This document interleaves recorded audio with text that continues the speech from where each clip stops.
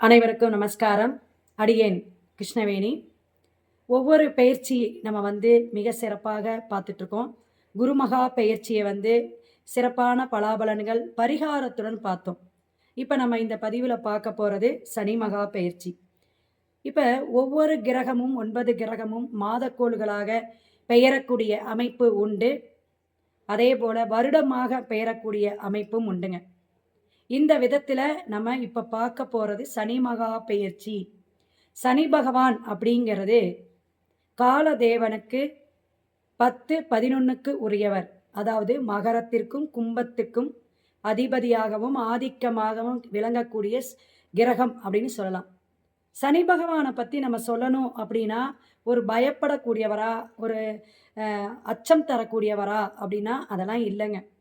நிறைய பாடம் படிப்பினை, நல்ல விஷயங்களை தர்ம சிந்தனையோடு நீதியை புகட்டக்கூடியவர் தான்.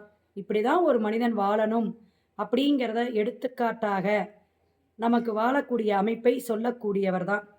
அதனால தான் 30 ஆண்டுகள் ஒவ்வொரு ராசி கட்டமாக 2.5 ஆண்டுகளாக பயணித்து வரக்கூடியது. இதிலையும் வாக்கிய பஞ்சாங்கம், திருக்கணித பஞ்சாங்கம் அப்படிங்கிற ஒரு விஷயம்லாம் இருக்குது. அப்போ இந்த திருக்கணிதப்படி மார்ச் 29ஆம் தேதி கர்மக்காரகன், ஆயுள்காரகன், தொழில்காரகன் சொல்லக்கூடிய சனி பகவான் பெயரக்கூடிய அமைப்பு மார்ச் 29ங்க. 2025 இந்த ஆங்கில புத்தாண்டில் இந்த வருடம் 4 கிரகங்கள் பெயர்ச்சி ஆகிறது. குரு மகா பெயர்ச்சி, சனி மகா பெயர்ச்சி, ராகு கேது பகவானுடைய பெயர்ச்சி. அப்போ சனி பெயர்ச்சி அப்படிங்கும் பொழுது நமக்கு ஒரு பயம், அச்ச உணர்வுலாம் இருக்கணுமா? வேண்டாம். ஒவ்வொரு ராசிக்காரர்களுக்கும் பரிகாரத்துடன் மிக சிறப்பாக அற்புதமாக பெயர்ச்சியுடைய பலாபலனை நம்ம சொல்லுறோம். அனைவரும் கேட்டுக்குங்க. மேசம் முதல் மீனம் வரை நீங்கள் ஒவ்வொரு ராசிக்காரர் ஒரு ஃபேமிலியில் 4-5 பேர் இருப்பீங்க. ஒவ்வொருத்தருக்கும் இது பயன்படும் விதத்தில் அமையுங்க. அப்போ ஒரு 10ஆம் இடம் அப்படின்னு சொல்லக்கூடிய தொழில்காரகன் அப்படின்னு சொல்லக்கூடிய அமைப்பிலேயே சனி பகவான் வீட்டிற்கக்கூடிய கிரகமாகவும் அதோடைய ஆதிக்கமாகவும், இப்போ மகரம் அதிபதி, கும்பத்துக்கும் ஆட்சி உச்சம் இந்த மாதிரி அதிபதி அப்படின்னு சொல்கிறோம். சனி பகவானுடைய உச்சம் அப்படிங்கக்கூடிய அமைப்பு எங்கன்னா துலாம்லங்க. காலதேவனுக்கு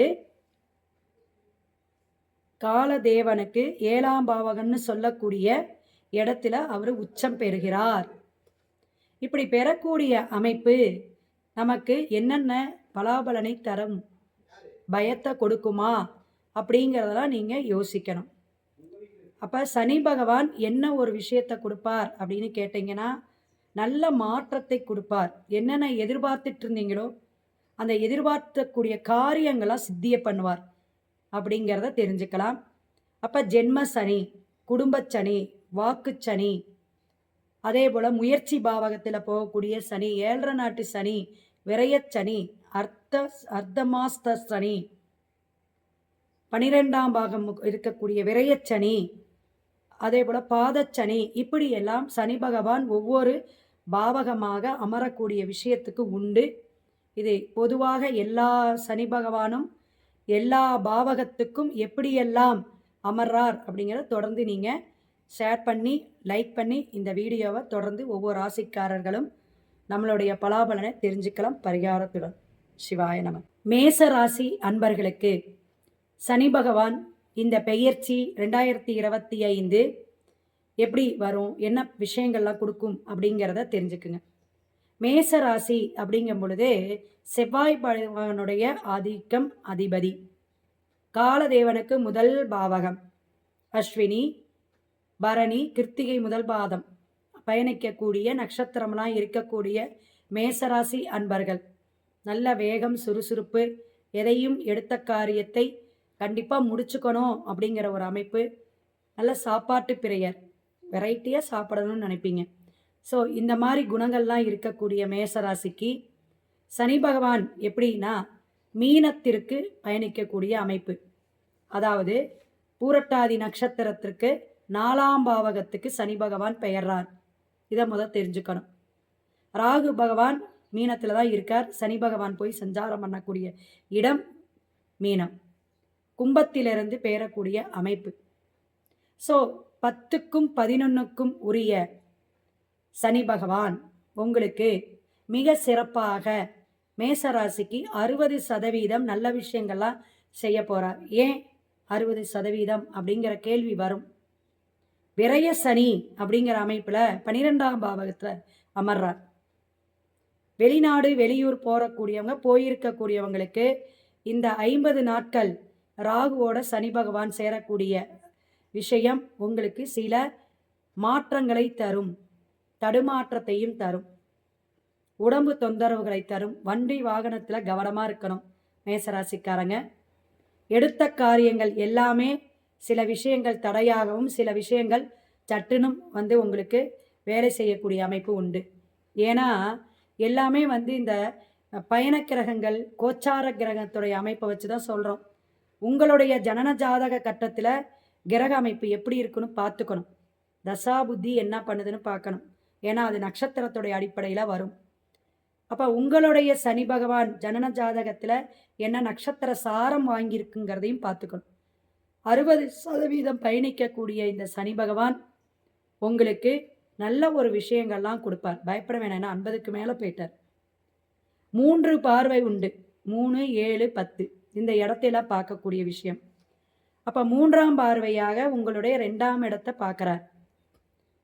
இந்த மாதிரி பார்க்கக்கூடிய அமைப்பு உங்கள் குடும்பத்தில் சில பிரச்சனைகளையும் சண்டை சச்சரவுகளையும் தரக்கூடிய அமைப்பு இருக்கும். கவனமாக இருக்கணும்.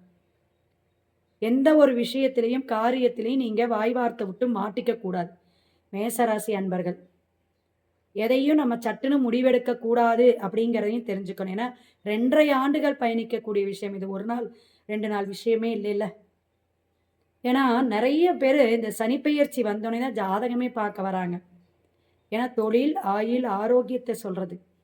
அப்போ குடும்பத்தில் யாராவது வயசானவங்க இருந்தாங்களோ அவங்களுக்கு மருத்துவ செலவெல்லாம் கொடுக்கக்கூடிய அமைப்பை கொடுக்கும். ஏன்னா கன்னியை சமசப்தமாக பார்க்குறார் மீனத்திலேருந்து. அப்போ உங்களுக்கு அது 6ஆம் இடமாக வருது. ருணரோக சத்துருஸ்தானங்கிற ஒரு விஷயத்தை கொடுக்கக்கூடிய அமைப்பு. கடன் நிவர்த்தியாகும். கடன் வாங்காதவங்க வாங்கக்கூடிய அமைப்பும் ஏற்படும். அப்போ இந்த விஷயம்லாம் நமக்கு கவனமாக இருக்கணும். கோர்ட்டு, வம்பு, வழக்கு, கேஸு இந்த மாதிரி இருக்கிறவங்களும் கவனமாக இருக்கணுங்கிறத தெரிஞ்சுக்கணும். 10ஆம் இடமாக பார்க்கக்கூடிய இடம் அப்படிங்கும் பொழுது தனுஷுவை பார்க்குறார். அப்போ உங்களுக்கு பூர்வீகத்தில் இருக்கக்கூடிய தந்தை வழியில் இருக்கக்கூடிய சொத்துக்கள், வில்லங்கம் இதெல்லாம் பிரச்சனைகளை ஏற்படுத்தும். அப்பா வழியிலேருந்து ஏதாவது ஒரு பிரச்சனைகள் வரும். பூர்வீக சொத்துலேருந்து ஏதாவது பிரச்சனைகள் வரணும், கவனமாக இருக்கணும். மேசராசிக்கு விரயச்சனியாக இருந்து அது சுபவரியமாக நீங்கள் பண்ணிக்கணும் அப்படின்னா குடும்பத்தில் ஒரு சுபகாரியம் பண்ணிக்கலாம். சினிமா துறை, கலைத்துறையில் இருக்கிறவங்களுக்கெல்லாம் நல்ல மாற்றங்கள் உண்டு. எல்லா துறையிலையும் தொழில் செஞ்சாலும் சரி, சொந்த தொழில், வியாபார தொழில் செஞ்சாலும் சரி, இண்டஸ்ட்ரியல் வச்சுருந்தாலும் சரி, அதே போல் நீங்கள் வேலைக்கு போகக்கூடிய அன்பர்களாக இருந்தாலும் மேலதிகாரியிடையும் மேலே இருக்கக்கூடியவங்கள்கிட்ட கவனமாக இருக்கணும். பெரியவங்க கிட்ட மதித்து பேசணும். உறவுகளிடையே சில விஷயங்களை புரிதலை ஏற்படுத்தும். எல்லாத்துக்குமே இவங்க இப்படி தானா, நட்பு வட்டாரத்தில் வாக்கு கொடுக்காதீங்க. மேசராசிக்காரங்கள் ஷேர் மார்க்கெட்டிங்கில் இந்த 2.5 வருஷம் கொஞ்சம் கவனமாக நாள் நட்சத்திரம் பஞ்சப்பச்சையெல்லாம் பார்த்து போடுங்க. நம்ம இன்வெஸ்ட்மெண்ட் பண்ணக்கூடிய மேசராசிக்காரங்கள் இப்போ வீடு கட்டுறீங்க, அதில் ஒரு டெபாசிட் பணம், இஎம்ஐ லோன் வாங்குறீங்க, இந்த மாதிரி பணம் சார்ந்த விஷயத்திலெல்லாம் கவனம் தேவை. உங்களுடைய தாராபலன், நட்சத்திர பலன்லாம் பார்த்துக்கணும். ஏன்னா மற்ற கிரகங்களை விட சனி பகவான் வச்சு செய்வார். சில விஷயங்களை வச்சு கொடுப்பார். அவர் கொடுக்க எவர் தடுப்பார். சனி பகவான் ஈசன் பெற்றம் பெற்றவர் அல்லவா. ஸோ எல்லா மேசராசி அன்பர்களும் கவனத்துடன் இருக்கக்கூடிய விஷயம் ஃபைனான்ஸு, கடன் விஷயம், கொடுக்கல் வாங்கல்ல கவனமாக இருக்கணும். ஆரோக்கியத்தில் கண்டிப்பாக கவனமாக இருக்கணும். உடனே போய் டாக்டரை பார்த்துக்கணும் அப்படிங்கிறத தெரிஞ்சுக்குங்க. உங்களுடைய மேற்கொண்ட சந்தேகமெல்லாம் அவனுடைய டிஸ்பிளேயில் ஃபோன் நம்பர் வருது. உங்களுடைய ஜாதக கட்டத்தை பார்த்துக்குங்க. மற்ற கிரக பயிற்சி உங்களுக்கு சப்போர்ட்டாக இருக்குங்கிறதை தெரிஞ்சு சொல்லலாம். அதே போல் பரிகாரம் அப்படிங்கும்போது திருவண்ணாமலை நீங்கள் கண்டிப்பாக அது இந்த பரணி கார்த்திகை தீபமெல்லாம் வரும்போதெல்லாம் ரொம்ப அனுஷ்டானமாக இருந்து நீங்கள் வழிபாடு எடுக்கணும்.